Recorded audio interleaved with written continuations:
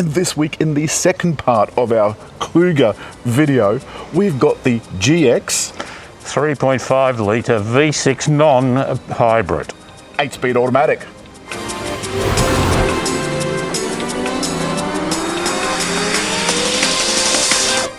The main differences between this car and the other car, I mean the colours are similar, everything's similar, wheels and all of that sort of stuff, but the main difference is under the bonnet.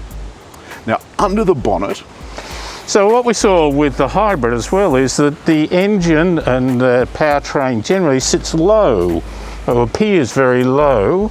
It's not over-cluttered, and obviously it doesn't have that hybrid component. and you can see the petrol component is much bigger because it's got 2 extra cylinders.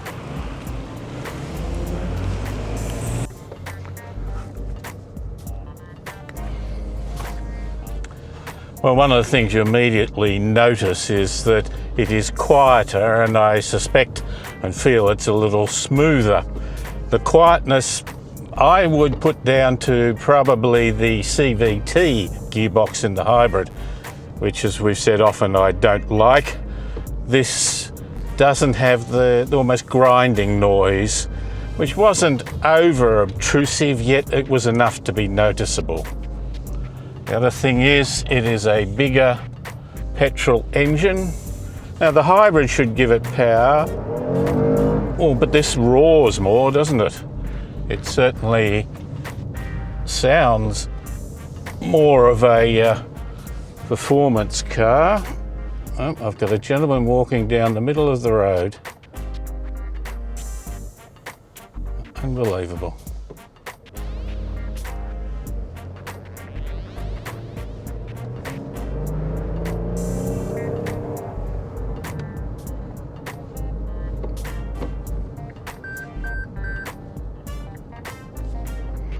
A little bit of lane departure warning there. The set out is very much the same. This has the smaller dial in front of it, being the GX model, the smaller multi-functional information system, mainly about how you are operating the car, speedo, fuel consumption, and so on.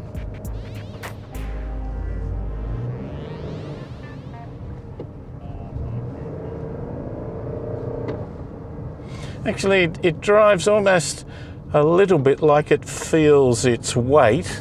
When you give it a bit of acceleration, it does seem to give that, well, we've got to make a bit of an effort, but it does that in a quieter mode than perhaps we might remember from the hybrid vehicle.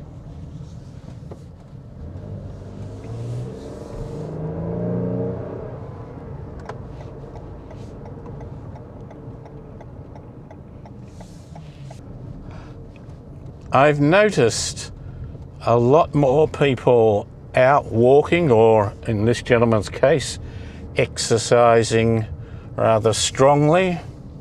Obviously, since COVID, we are looking at doing things more locally, including getting out of the house, which in itself is not a bad thing.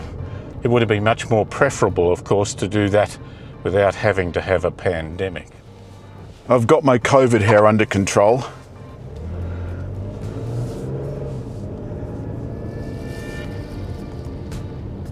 I think David's right, this feels so much lighter and nippier than the hybrid.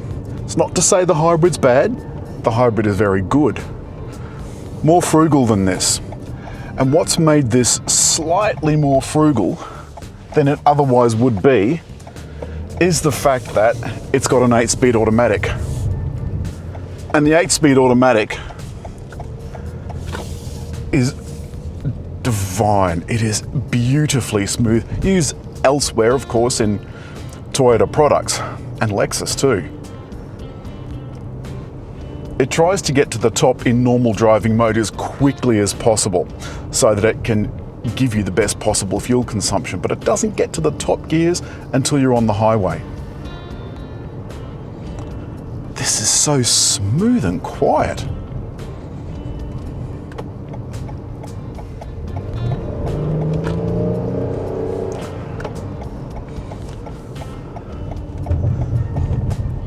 The steering feels every bit as light as the hybrid model.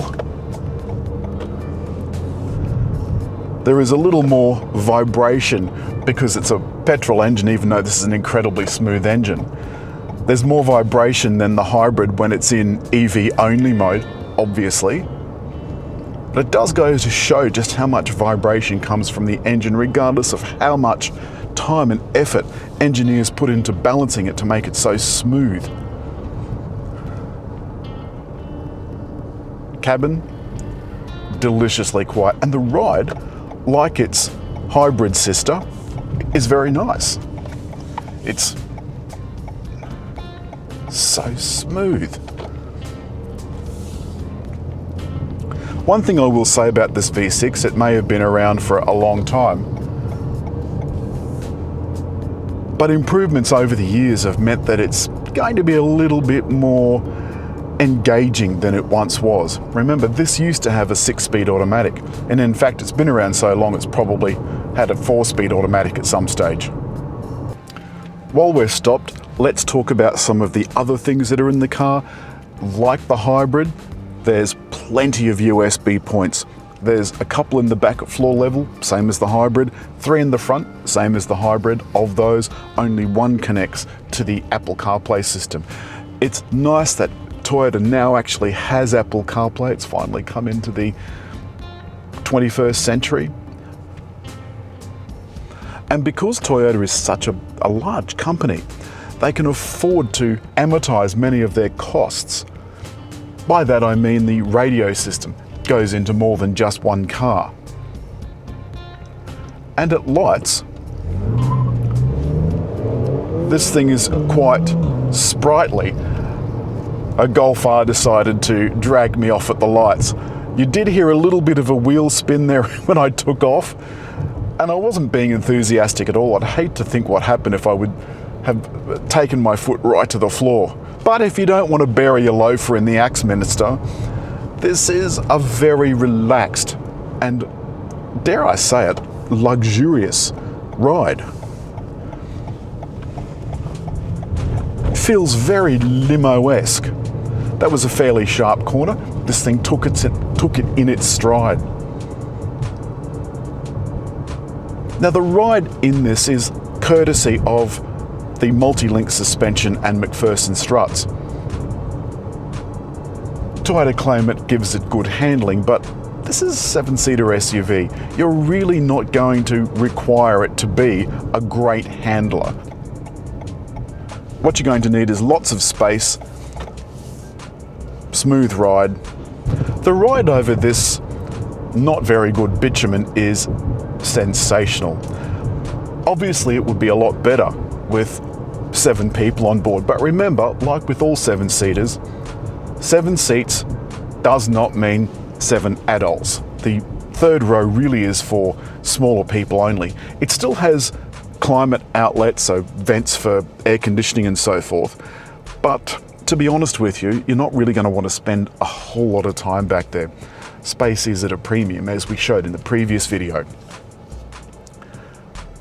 But if you just want a full V6 car, plenty of get up and go, rather nice sounding engine if it comes to that, plenty of space, and an interior finish that is actually really good. This is 50 grand's worth on the road-ish. I think that's extraordinary value. And that's all this week for the Toyota GX V6 manual, a completely different car from its hybrid sibling. In the feel of when you're driving it, not from the outside notice. Feels like a spring lamb, David, hopping along. I'm going to tell that one, I am sober. But as always, if you've liked the film, hit like. Make a comment. But above all, just over there, because there's plenty of room, to subscribe.